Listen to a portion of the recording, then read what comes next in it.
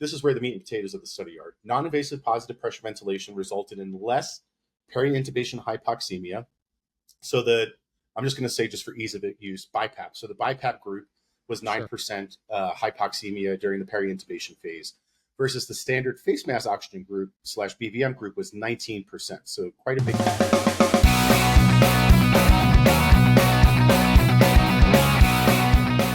How's everybody doing out there on Monday? I'm Dan Schwester, and it is Monday afternoon, so that means it is time for some magic. The Monday Afternoon Journal Club, and we have our medical director, emergency physician, and EMS clinical fellow at the University of New Mexico, Dr. Mike DeFilippo. Mike, how's it been? Hi, everybody. It's been great. Loving life. No complaints. Avoiding sunburn as best as I can out here in the New Mexico heat. Yeah, it's pretty amazing. I mean, just a few weeks ago you were in New York City, and now you're out in the West in the wide open spaces. And did you get a cowboy hat yet? No cowboy hat, and I don't think I could ever do that. Boots? Are you gonna do the boots? You're gonna do the boots, right? I'm too overall Italian. I think I could rock with boots. Nice.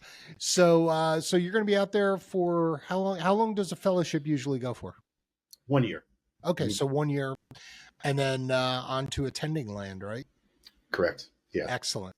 Okay, so we're going to talk about the reason why you're here and why we pulled you away from your university duties. This is a paper, a lot of times Ed and I talk about papers, and on the Journal Club, we found that there are papers that are interesting, but not necessarily practice changing. This one, I think, might be a little different. And this is something that EMTs and medics, I think, while it's an emergency medicine based study, it's definitely something that has some potential for what we do in the field, especially if you're doing medication facilitated intubation or RSI. This one's out of the New England Journal of Medicine. It's called Non-Invasive Ventilation for Pre-oxygenation During Emergency Intubation. This is brand new. This really just came out in the last couple months from Gibbs et al. Sorry, I didn't bring my reading glasses because I'm old. And they did something interesting here that kind of turns pre-oxygenation on its ear. So why don't you take us through it and kind of get what you got out of the study, and then we can continue on with some of the other things, pearls that we can take from this. Yeah, certainly. So I'll just give like a brief overview of the study. I would encourage everybody to read it. It's not every day that the New England Journal of Medicine does a ER-based big trial like this. So I think it's, even more alluding to the fact of, how big of a trial this was and impactful to our specialty. Mm-hmm. So as you mentioned, Gibbs et al. At the New England Journal of Medicine, actually 11 days ago, as of the time of this recording, it was published. Right. So very, very new. But the big clinical question for the trial was determining if using non-invasive positive pressure ventilation within the paradigm of this study, that was what's referred to as BiPAP or bi-level positive airway pressure, for pre-oxygenation reduces peri-intubation hypoxemia and cardiac arrest compared to standard face mask oxygenation. And what they defined as face mask oxygenation in this study was either BVM or non-rebreather greater than or equal to 15 liters per minute. Okay. And then as far as their definition of hypoxemia was any SpO2 less than 85% during the interval of induction and 2 minutes after induction and intubation. So the methods, they assessed 4,500 patients and enrolled around 1,300 in both EDs and ICUs. Patients were pre-oxygenated for 3 to 5 minutes prior to induction. They received their induction agent. Most intubations, over 80%, were done by residents and fellows. And of that cohort, they had approximately 50 intubations per individual prior to the intubation. Yeah, I think that's an important point to remember. This is experienced people who have had some, know their way around somebody's glottic opening. This is not rookies or people who intubate twice a year. They had a fair amount under their belt, right? Yeah, I mean, I would say when you're talking about emergency and ICU level studies, 50 is a decent number. If you talk to anesthesia colleagues, especially like anesthesia crit care colleagues, sure, they may say that's a low number, and they're truly like the airway experts as far as that regard's concerned.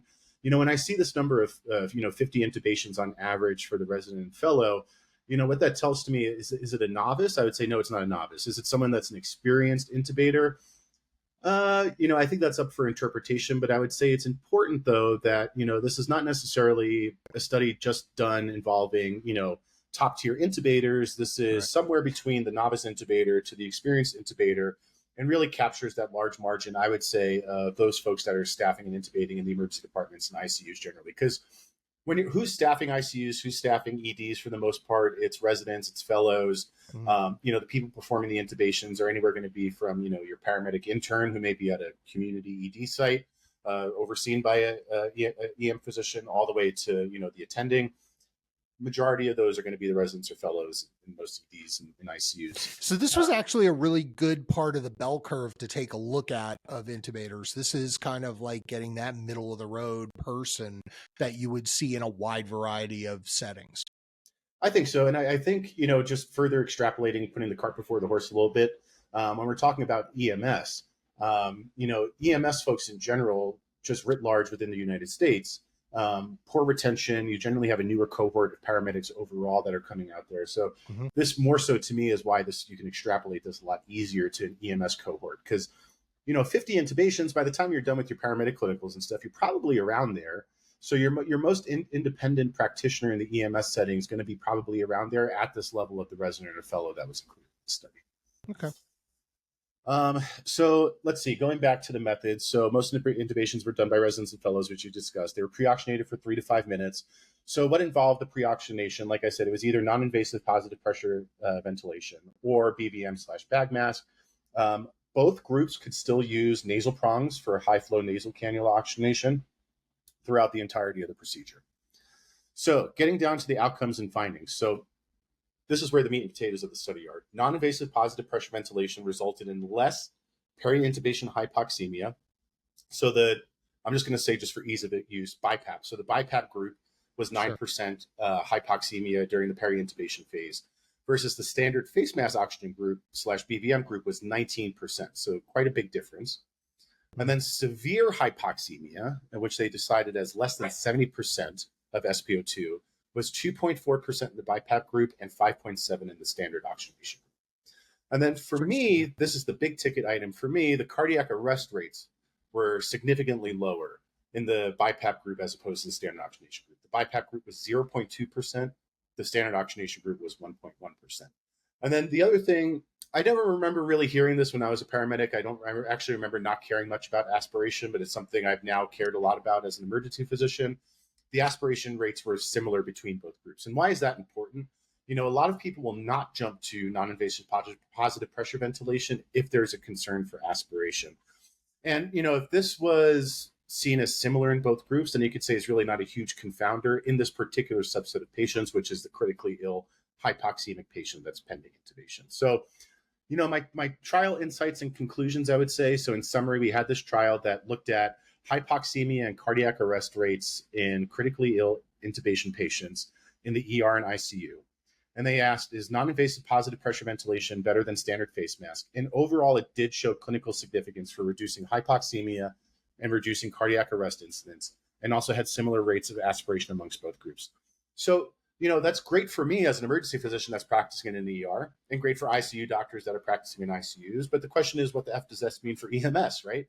And I would say, for EMS, I always imagine it as an extension of an ER and ICU.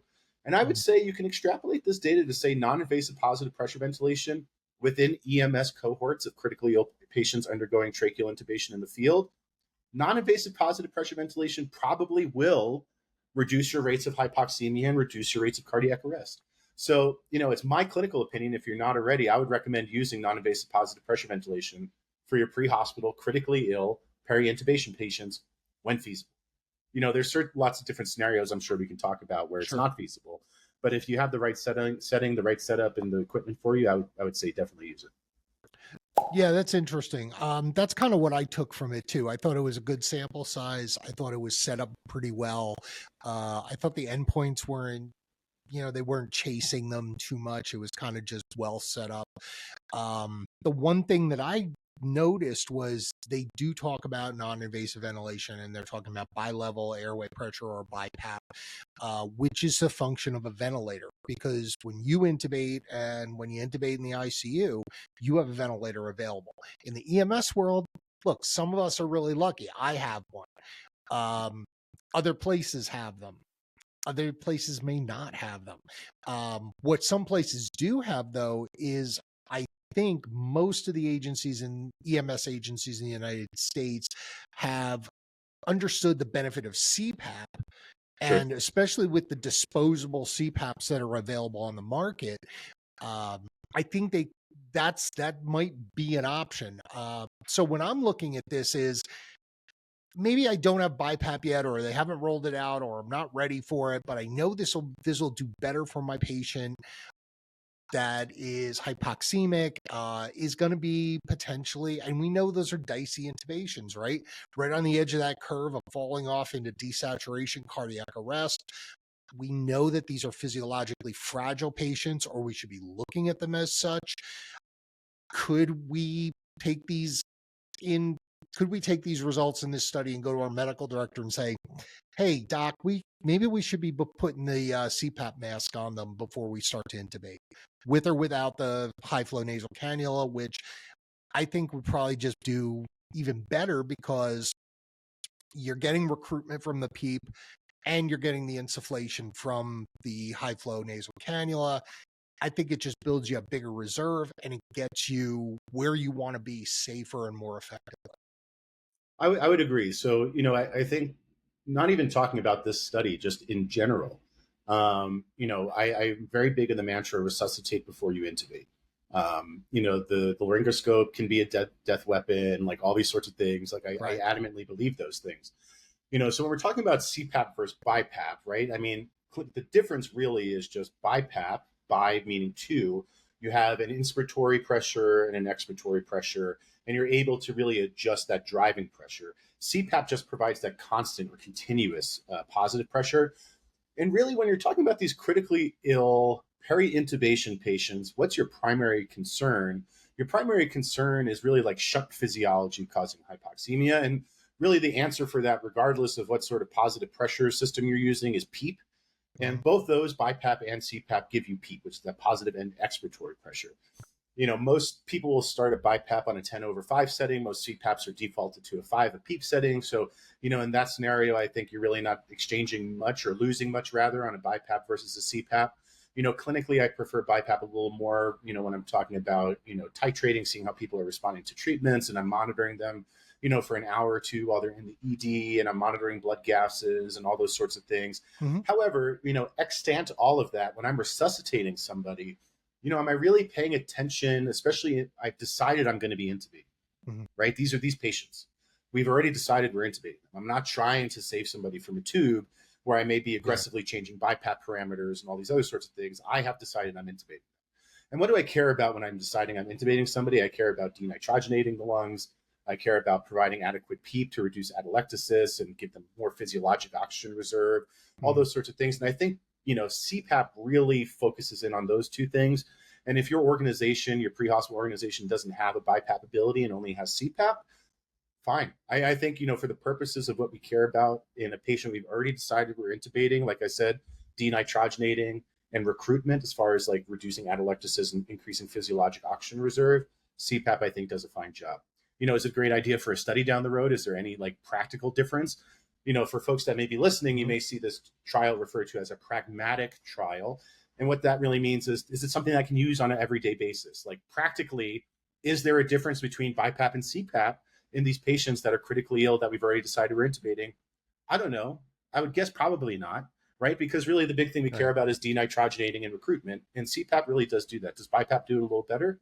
Yeah, I would argue in certain scenarios, but does it make a clinically a little more practical difference? I'd say. But does it make a practical difference in like these patients? I would wager probably not, maybe, but I don't think it would impact it too much. So I would say, yeah, I would go with the study to your medical director.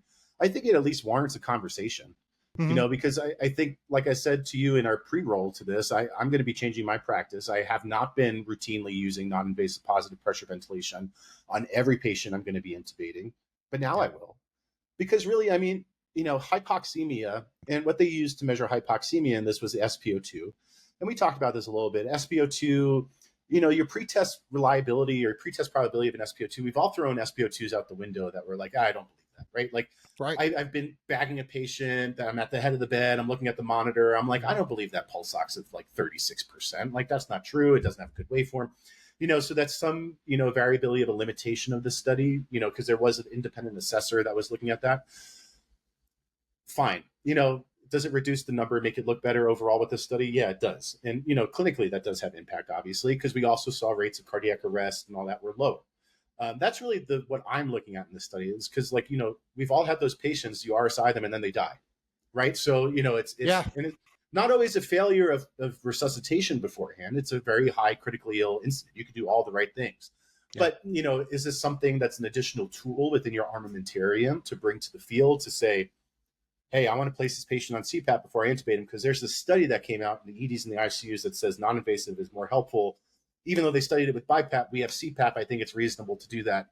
And me as an EMS guy, EMS doc, I would say, yeah, I think that's reasonable. Let's give it a shot. I know if I'm supervising a intubation in the pre-hospital environment and we have CPAP available, I'm going to be reaching for it. Provided you're not by yourself and you have limited oxygen reserves and all those other sorts of things. Yeah, obvious. Of course. I mean, I look at this the same way you do. I think in my practice, in my world, I'm going to look at this and say, hey, I'm going to reach for the CPAP mask. I'm going to put it on as these people I'm getting ready to intubate, because in the pre-hospital world, we work in a much compressed fashion, or much more compressed time frame. You get an hour or two to look at somebody and see if you're going to sort them out.